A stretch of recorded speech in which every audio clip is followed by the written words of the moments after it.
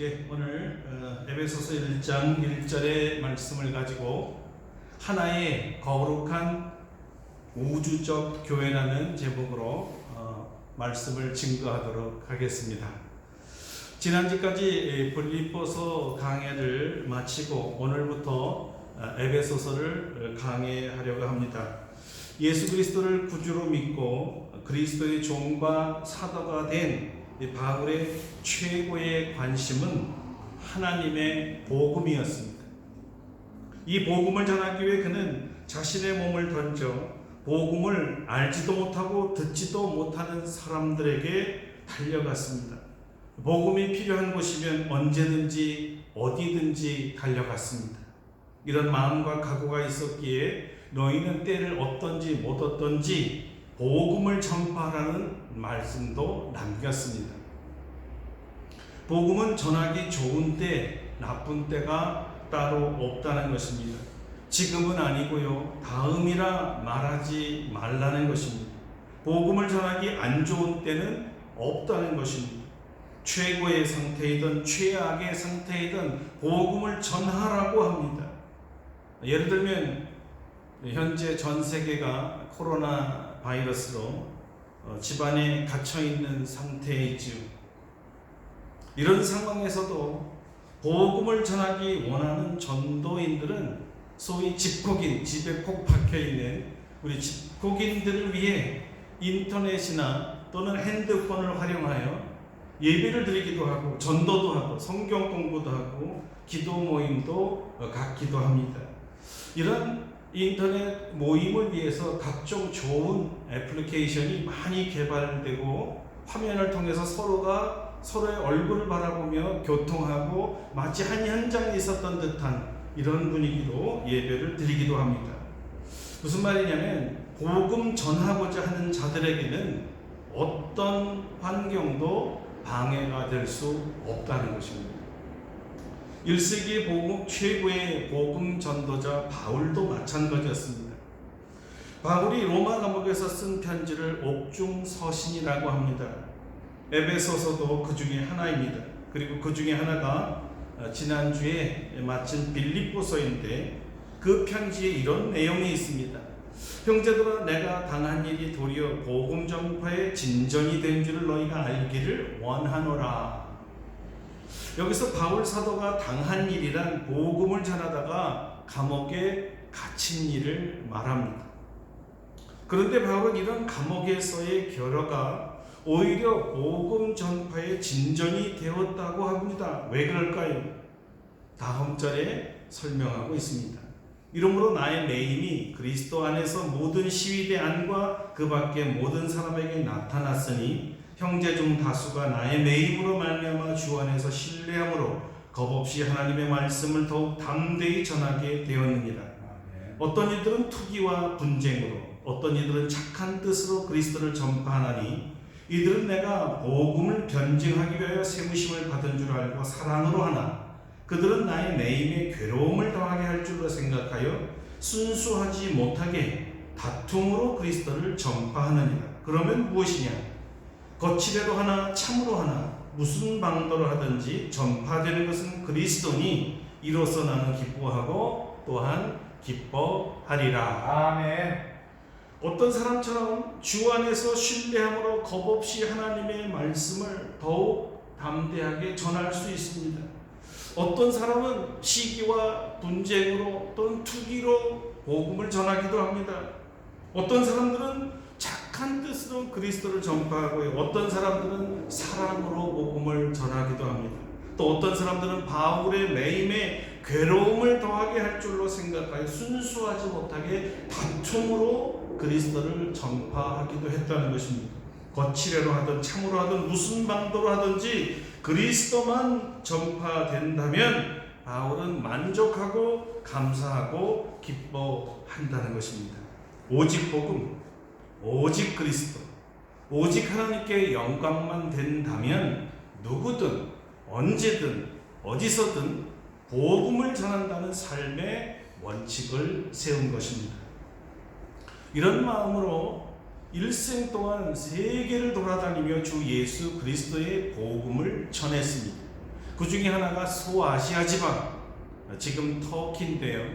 그 지방에서 가장 큰 도시 중에 하나인 에베소에서 복음을 전하고 하나님의 교회를 세웠습니다. 사도행전 19장에는 어떻게 에베소 교회가 시작되었는가에 대한 정보를 제공해 줍니다. 제3차 전도 여행 중에 에베소에서 어떤 제자들을 만나 복음을 전하기 시작했습니다. 그들은 소위 어떤 제자들이란 사람들이었습니다. 제자는 제자인 것 같은데 그리스도의 제자가 아니라 세례 요한의 제자였기에 붙여진 이름입니다. 그리스도의 제자와 세례 요한의 제자의 차이는 문자 그대로 세례에 있었습니다. 세례 요한의 제자들은 물로 세례를 받은 자들이지만 그리스도 예수의 제자들은 주 예수 그리스도의 이름으로 성령이 부어지는 세례를 받은 자들입니다. 그래서 사도 바울이 그들에게 물었습니다. 너희가 믿을 때에 성령을 받았느냐? 그들이 대답합니다. 아니라 우리는 성령이 계심도 듣지 못하였느니라. 바울이 또 묻습니다. 그러면 너희가 무슨 세례를 받았느냐? 그들이 대답합니다. 요한의 세례니라. 요한의 세례는 주 예수님이 주시는 성령 세례가 오기 직전에 과도기적 세례였습니다. 아직 성령이 오신 소식을 듣지 못한 사람들입니다. 바울이 로마서 8장 9절에 보면 정상적인 참 그리스도인의 명백한 증거가 있다고 했습니다. 바로 이것입니다. 만일 너희 속에 하나님의 영이 거하시면 너희가 육신에 있지 아니하고 영에 있나니 누구든지 그리스도의 영이 없으면 그리스도의 사람이 아니라. 참 그리스도인 것을 어떻게 알 수 있습니까? 그리스도의 영이 있으면 참 그리스도인이요, 그리스도의 영이 없으면 그리스도인이 아닙니다. 성령이 있는 분은 그리스도인이요, 성령이 없는 분은 그리스도인이 아닙니다. 사실 이 주장은 바울의 주장이라기보다는 예수님 자신의 가르침이셨습니다.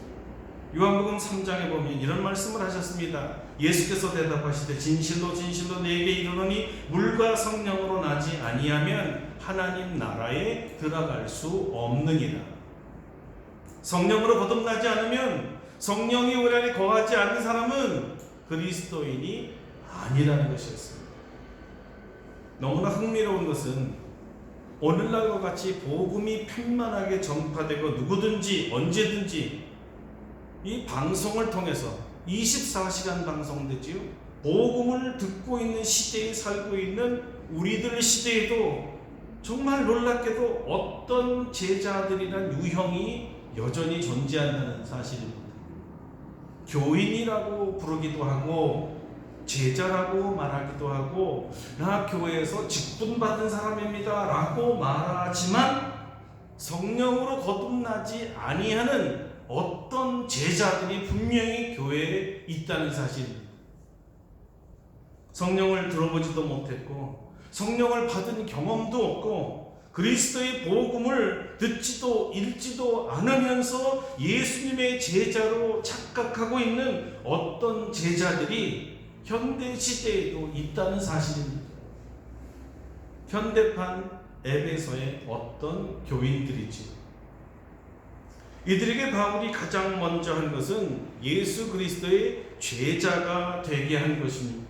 어떻게, 무엇을 하면 예수님의 제자가 될 수 있습니까? 주 예수 그리스도의 복음을 정확하게 제시하고 주 예수 그리스도의 이름으로 세례를 주었습니다. 그랬더니 성령께서 임하시고 누가의 표현대로 하면 성령으로 세례를 받고 또한 성령의 은사도 받았습니다. 아멘. 어떤 제자에서 진짜 제자가 된 것입니다. 어떤 제자에서 진짜 제자가 된 이 구별이 무엇이었지요? 예수 그리스도의 복음과 성령을 받음입니다. 아멘.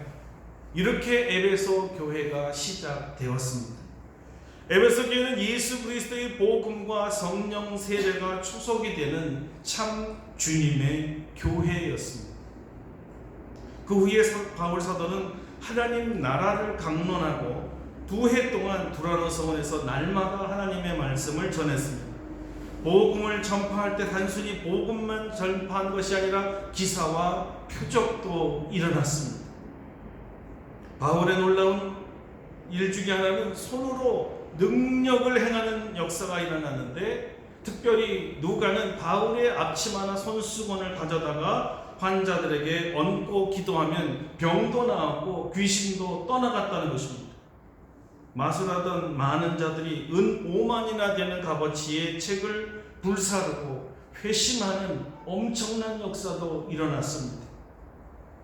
누가는 사도행전 19장에서 에베소 교회의 부흥을 이렇게 간략하게 정리합니다. 이와 같이 주의 말씀이 힘이 있어 흥왕하여 세력을 얻으니라. 아멘. 할렐루야. 아멘.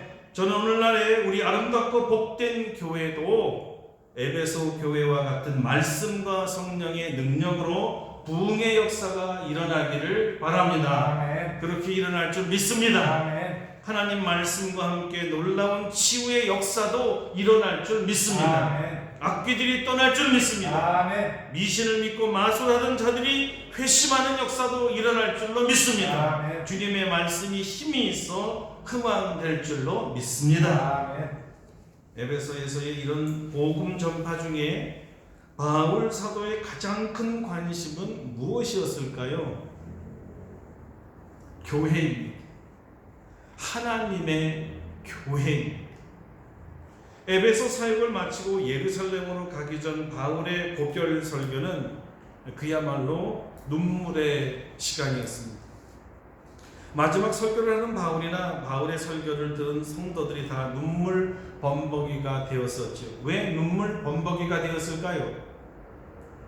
혼신을 다해 생명의 복음, 주 예수 그리스도의 복음을 전해 주어서 그들이 죄사함 받고 하나님의 자녀가 되어 영생을 얻게 해준 이 노사도 바울이 예루살렘에 가면 결박과 환난이 기다리며 죽을지도 모른다는 사실 때문이었습니다. 이 상황에 바울은 오히려 이런 말을 합니다. 내가 달려갈 길과 주 예수께 받은 사명, 곧 하나님의 은혜의 복음을 증언하는 일을 마치려 하면은 나의 생명조차 조금도 귀한 것으로 여기지 아니하노라. 보라, 내가 여러분 중에 왕래하며 하나님의 나라를 전파하였으나 이제는 여러분이 다 내 얼굴을 다시 보지 못할 줄 아노라. 이 말씀을 할 때 에베소 성도들 모두가 울었습니다. 사도행전 20장 36절입니다.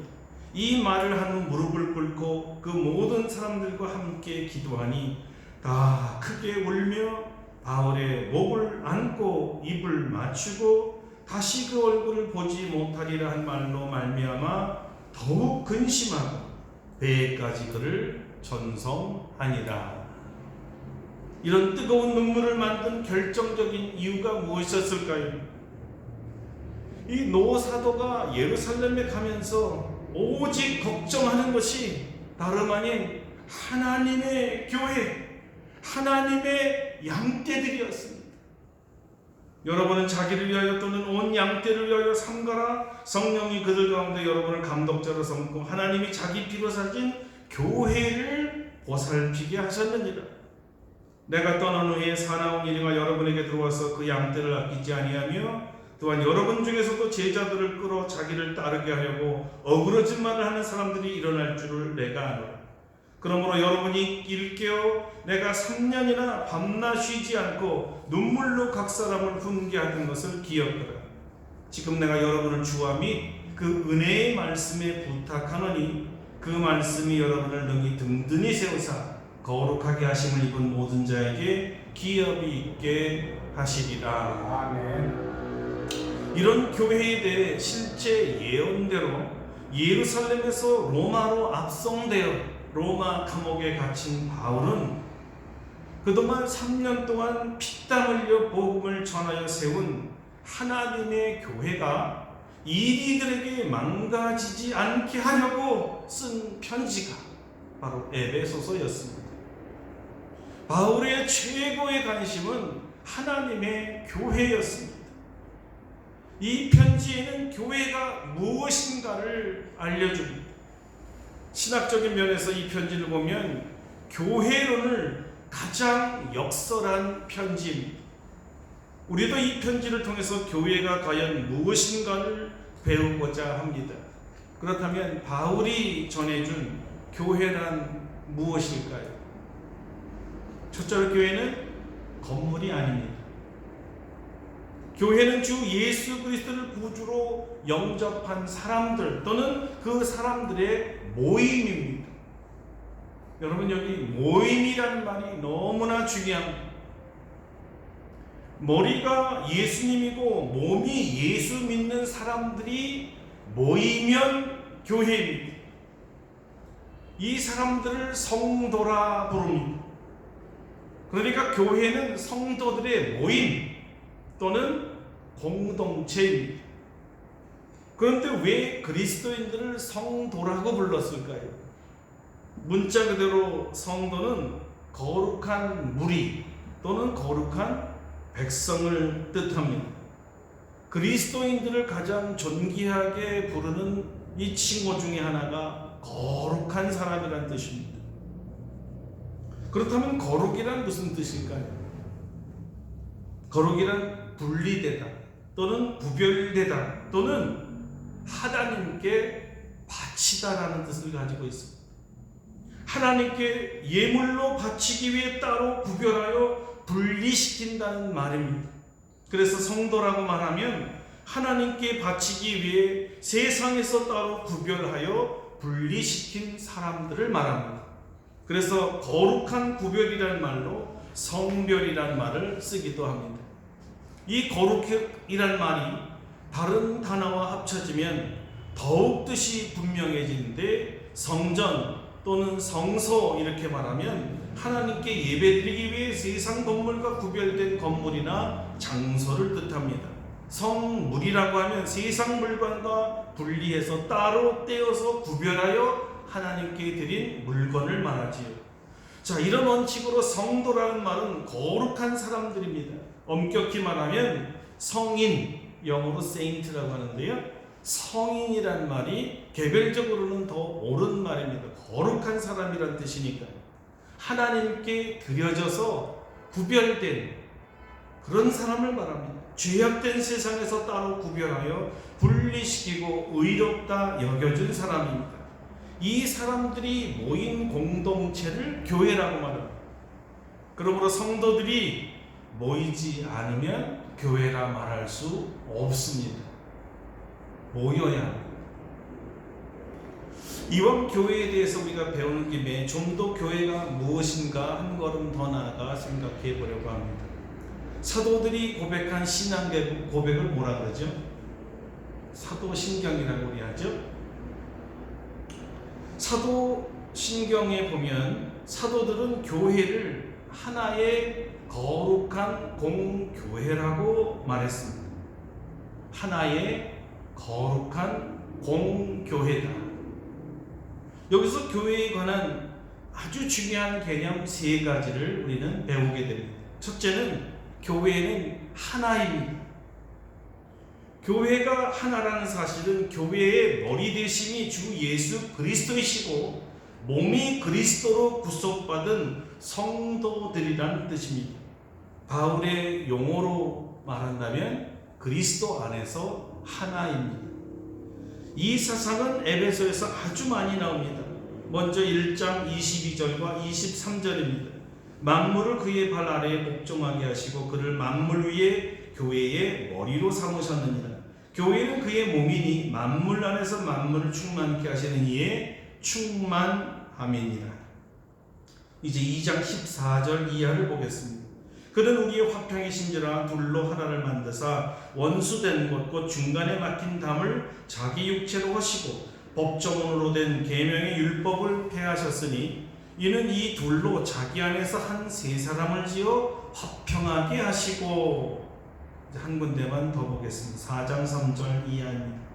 평안에 매는 줄로 성령이 하나 되게 하신 것을 힘써 지키라. 몸이 하나요 성령도 한 분이신 이와 같이 너희가 부르심의 한 소망 안에서 부르심을 받았느니 주도 한 분이시요 믿음도 하나요 세례도 하나요 하나님도 한 분이시니 곧 만유의 아버지시라.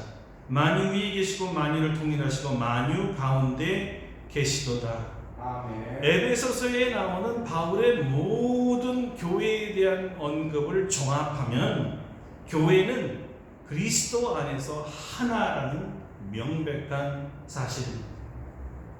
둘째, 교회인은 하나님과 동시에 거룩합니다. 조금 전 우리는 거룩함에 대해서 배웠습니다. 구별되다, 분리되다라는 뜻이죠. 하나님께 바친 사람들이라고 했습니다. 하나님께는 더럽고 추한 것을 드릴 수가 없습니다. 왜냐하면 받지 않으시기 때문입니다. 더럽고 추하다는 말을 한마디로 말하면 죄라고 말할 수 있지요. 하나님은 죄와 분리된, 다시 말해서 죄 없는 제물만 받고 죄 없는 사람만 가까이 할 수 있습니다. 그런데 성경에는 의인은 없나니 하나도 없다고 했습니다. 그러니까 하나님께 가까이 갈 사람이 하나도 없는 것입니다. 하나님과 교제를 나눌 사람이 하나도 없는 것입니다. 단 한 사람도 없습니다. 그런데 어떻게 교회가, 그러니까 성도들이 거룩하다고 말할 수가 있을까요?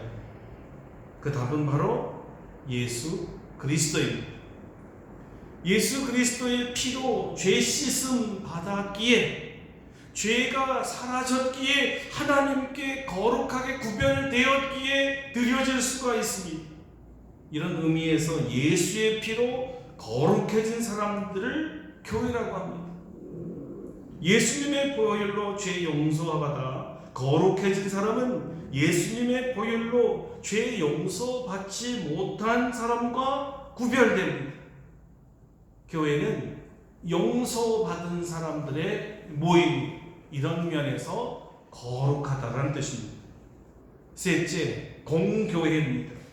여기 공이라 함은 우주적 또는 보편적이라는 말이고, 원어의 라틴어 쪽으로 보면 가톨릭이라는 말로 쓰여져 있지요. 그러므로 공교회라는 것은 이런 뜻입니다. 예수님의 보혈로 구별된 사람이 어느 국적의 사람이든 또는 어느 나라에 살고 있든, 어른이든 아이든 남자든 여자든 자유인이든 노예인이든 예수 그리스도를 주로 믿으면 모두 그리스도의 몸으로 연합됩니다. 그래서 교회는 머리이신 예수님을 중심으로 하나이며 우주적이다, 이렇게 말하는 것입니다. 이 말로부터 로마 천주교 교회는 가톨릭 교회라는 말을 얻어냈습니다. 마치 가톨릭 그러면 구교, 천주교를 말하는 것 같지만 원어에서는 교회의 성격을 말했던 것이지 어떤 특정 종교 집단을 부르는 호칭으로 사용하지 않았습니다. 이제 종합해 보겠습니다. 이 하나의 거룩한 우주적 교회는 살아있는 성도들의 공동체입니다. 다시 정리하면 교회는 건물이 아닙니다. 그렇다고 종교적 클럽도 아닙니다. 종교적 사회 단체도 아닙니다. 예수님의 보혈로 죄 씻음 받아 하나님께 드려지도록 구별된 주님의 몸입니다. 몸된 교회로 연합하여 그리스도를 머리로 구성된 하나의 공동체입니다. 이 공동체를 성도라 부릅니다. 교회를 이루는 성도의 특징은 어떻게 죄악과 세상과 구별되었는가에 있습니다. 바울의 관심이 주님의 교회에 있었습니다. 하나님의 관심도 아들 예수 그리스도를 희생하여 만든 교회에 있었습니다. 우리의 관심도 역시 교회입니다. 예수 그리스도의 보혈로 죄 용서받은 성도들에게 있습니다. 이들이 구별된 거룩한 주님의 사람으로 살아가도록 그 본질과 본성을 지켜가는 데 있습니다. 또 앞으로 주님의 몸에 연합할 새로운 성도들이 들어와 주 안에서 하나로 새롭게 연합되는 영광스러운 모습을 보는데 우리는 깊은 관심을 가지고 있습니다. 하나님의 교회이기 때문에 이 주님의 성도들이 자신들을 구속하신 하나님을 찬송하며 영광 돌릴 줄로 믿습니다. 아멘. 이제 우리 계속해서 에베소서를 통해서 교회를 배우면서 우리를 구속하신 그리고 우리를 교회로 만드신 하나님을 더욱더 찬송하실 수 있는 저와 여러분 되기를 축원합니다. 아멘. 우리 잠깐 기도하겠습니다. 거룩하신 주님, 우리를 예수 그리스도를 통하여 구속받은 백성, 예수의 보혈로 죄씻김 받은 거룩한 공동체로 불러주시니 감사합니다. 아멘. 우리의 머리가 되어주시고 예수를 믿는 모든 공동체를 지체가 되게 하사 몸으로서 하나 되게 계신 하나님께 감사를 드립니다.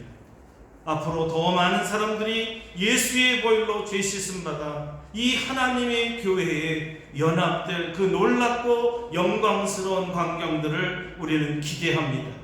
특별히 아름답고 복된 교회 성도들을 축복해 주시고 이 교회를 축복해 주시고 이 교회를 통하여 더 큰 주님의 몸이 성장되며 확장되어 나가도록 축복하여 주시옵소서. 아멘. 예수님의 이름으로 기도드립니다. 아멘. 아멘. 예, 오늘 예배를 마치도록 하겠습니다.